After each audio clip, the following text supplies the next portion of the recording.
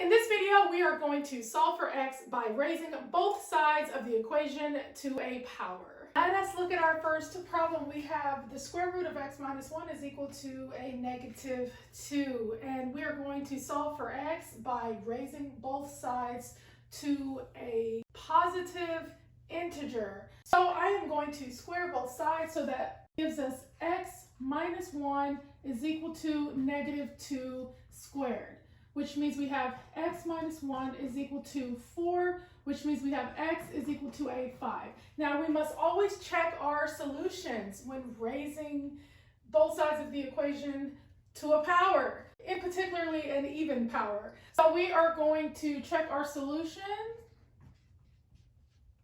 So if I plug in 5 everywhere I see an x, that gives us 5 minus 1, and then I'm going to come over here and write our negative 2. We're going to ask ourselves, do they equal? So I am going to say root 4 is equal to a negative 2. We're asking that question, and the square root of 4 is 2. And then we have a negative 2. Does 2 equal negative 2? No. So that means that our 5 that we got here is not a solution. So our answer will be the empty set.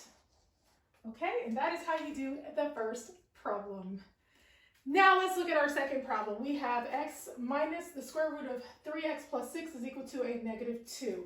So the first thing I'm going to do is I'm going to bring negative 2 to the left side, and I'm going to bring the square root of 3x plus 6 over to the right side. So I have x plus 2 is equal to the square root of 3x plus 6. Again, I am going to square both sides. So we get x plus 2 squared is equal to 3x plus 6.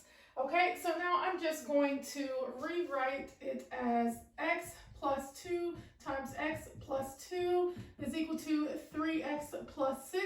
And I'm just going to FOIL it out. So we have x squared plus 4x plus 4 is equal to 3x plus 6. And if I bring the 3x over to the left side of the equation, we get x squared plus x. And if I bring the 6 over to the left, we get a negative 2. And we have equal to 0. So now I'm just going to factor the negative 2. So if I take the negative 2 and I factor it, we get negative 1 and 2. Sure enough, if we add our negative 1 and 2 together, we get a positive 1, which gives us our middle number. So we're going to use the negative 1 and the positive 2 to factor. So we have x minus 1 times x plus 2 is equal to 0, which means we have x is equal to 1 and x is equal to a negative 2. Again, we need to check our solution. So I'm going to do a quick check on positive 1.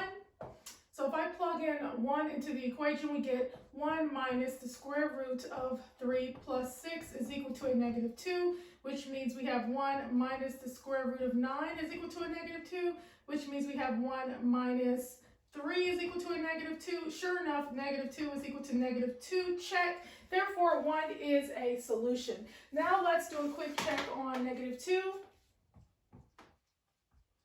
So if I plug in negative 2, we get negative 2 minus the square root of negative 6 plus 6 is equal to negative 2, which means we get negative 2 minus the square root of 0 is equal to negative 2, which means we have negative 2 minus 0 is equal to negative 2, which means we have negative 2 is equal to a negative 2. Sure enough, check.